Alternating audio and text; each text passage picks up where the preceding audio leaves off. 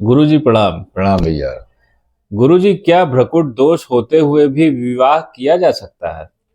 हाँ देखिए, आजकल विवाह के संदर्भ में अष्टकूट मिलान किया जाता है और ये बहुत ही पारंपरिक वैवाहिक मिलापक का एक टूल है। तो इसके अंतर्गत अष्टकूट के अंतर्गत 8 कूट होते हैं, जिसमें क्रम से भकुट 7वें नंबर पर आता है और 36 में से इसका जो वेटेज है वो 7 गुणों का होता है।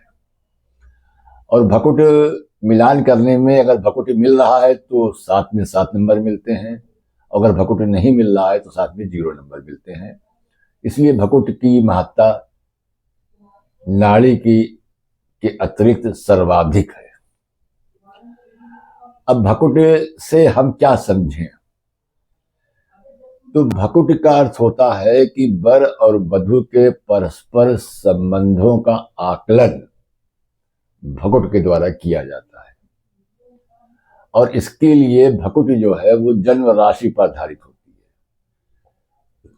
अष्टकूट के मिलान में कुछ कूट नक्षत्र आधारित हैं और कुछ कूट राशि आधारित है। तो भकुट राशि आधारित है, जन्म राशि मतलब चंद्रमा जिस राशि में स्थित है उसके ऊपर भकुट का आकलन किया जाता है और ये भावी वर और वधू के परस्पर संबंधों का यहाँ पर आकलन होता है भकुट के द्वारा। अब जब हम कुंडली का मिलान करते हैं तो अधिकांश समय कोई ना कोई दोष हमारे सम्मुख उपस्थित हो जाता है। वो चाहे नाड़ी का दोष हो, भकुट का दोष हो, ग्रह का दोष हो, गण दोष हो, कोई ना कोई दोष हमारे सम्मुख स्थित हो जाता है। तो आज हम लोग यहाँ पर भकुट दोष के संबंध में विचार करते हैं। तो हमने क्या बताया आपको कि ये वर वधू के परस्पर संबंधों का आकलन इससे होता है। तो अब ये जो संबंध है, तो ज्योतिषीय भाषा में हमारे यहाँ पर 6 प्रकार के संबंध बताए गए जो वर और वधू के मध्य होते हैं। वो संबंध 6 संबंधों में 3 संबंध शुभ हैं और 3 संबंधों को अशुभ संबंध माना जाता है। तो भकुट मिलान में अगर वो अशुभ संबंध बन रहा है तब हम उसको भकुट दोष के रूप में उसका भकुट दोष के रूप में उसको हम लोग जानते हैं। आइए देखें कौन कौन से वो संबंध हैं। तो सबसे पहला संबंध होता है फर्स्ट और सेवेंथ मतलब प्रथम और सप्तम का, 1 और 7 का। दूसरा संबंध होता है 3 और 11 का। तीसरा संबंध होता है चौथे और 10वें का। तो ये 3 संबंध हमारे शुभ संबंध हैं। इसका क्या अर्थ हुआ? 1 और 7 का अर्थ ये हुआ कि वर या वधू से की जो जन्म राशि है उससे सप्तम उसके सामने वाले भाव पर वर या वधू की जन्म राशि स्थित होगी।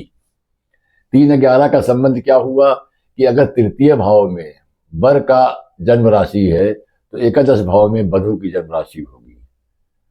और 4 और 10 का क्या अर्थ है कि चतुर्थ भाव में अगर वर की जन्म राशि है तो 10वें भाव में वधू की जन्म राशि होगी। तो ये 3 प्रकार के जो संबंध हैं ये शुभ संबंध माने जाते हैं। और अशुभ संबंधों में पहला है 2 और 12 मतलब आगे पीछे अगर दोनों की जन्म राशियां स्थित हैं, जैसे कि मान लीजिए मेष और मीन, तो ये 2-12 का संबंध हुआ क्योंकि ये आगे पीछे की राशियां हैं। 5 और 9 मतलब अगर पंचम और नवम का संबंध हो रहा है और सबसे जो निकृष्ट कोटि का संबंध होता है वो 6 और 8 में होता है कि अगर दोनों की राशियां एक दूसरे से 6-8 हैं तो वो अशुभ संबंध हुआ। तो यहाँ पर 3 प्रकार के शुभ संबंध हुए और 3 प्रकार के अशुभ संबंध हुए।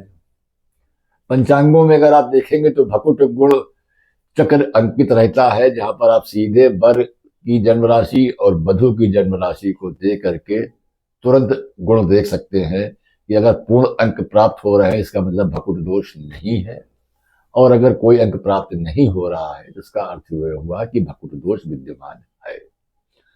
और चूंकि ये वर वधू के परस्पर संबंधों का आकलन इससे किया जाता है, इसलिए भकुट की महत्ता नाड़ी के अतिरिक्त सर्वोपरि है और इसको अष्टकूट मिलान करते समय इसका अवश्य इसको देखना चाहिए।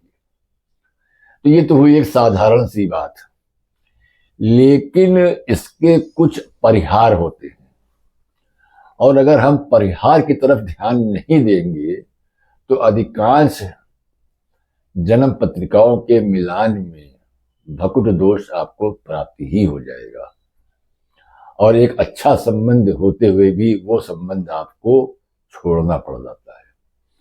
तो कूट मिलान में सबसे अत्यधिक महत्वपूर्ण बात क्या है कि हमको अपवादों पर ध्यान देना चाहिए।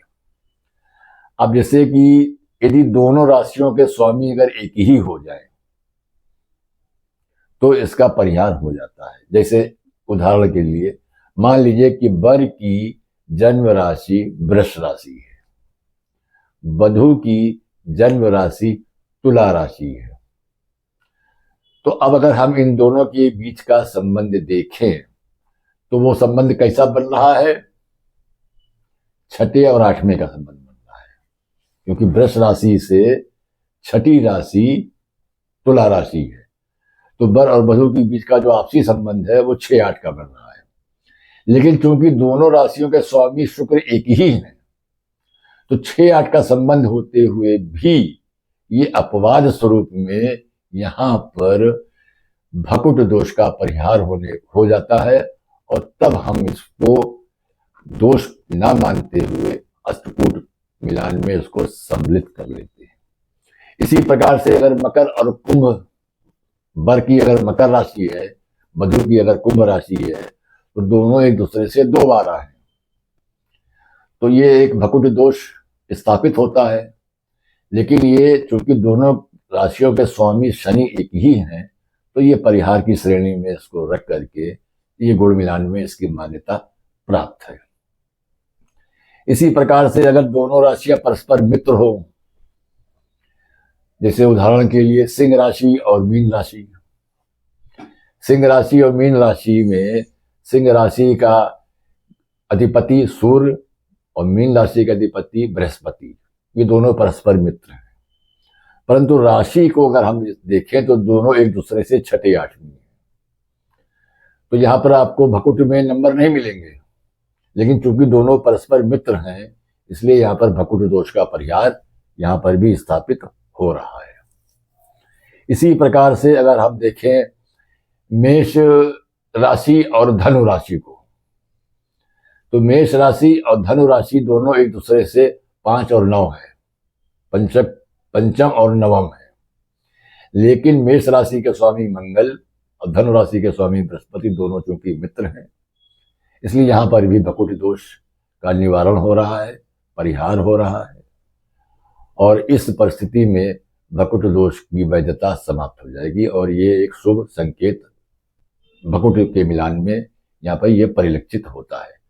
तो पहली बात क्या है कि अगर दोनों राशियों के स्वामी एक हो जाए तो भकुट दोष का निवारण हो जाता है। अगर दोनों राशियों के दोनों के मित्र एक हो जाए तो निवारण हो जाता है। तीसरा बताया इन्होंने एक अपवाद स्वरूप में कि अगर नाड़ी दोष ना हो, तारा शुद्धि हो, तो भी भकुट दोष को अपवाद की श्रेणी में हम रख लिया जाता है। या दोनों के नवांश स्वामी समान हो।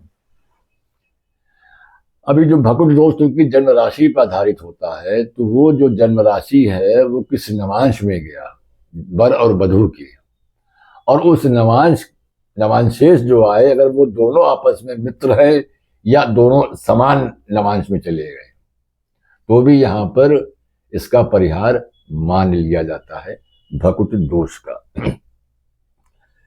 तो यहां पर इन परिस्थितियों में भकुट दोष के होते हुए भी अगर ये परिस्थितियां वर और वधू के जन्मांग में अगर वहां पर अगर हमको दिख रही आकलन में, तब भकुट दोष में विवाह किया जा सकता है।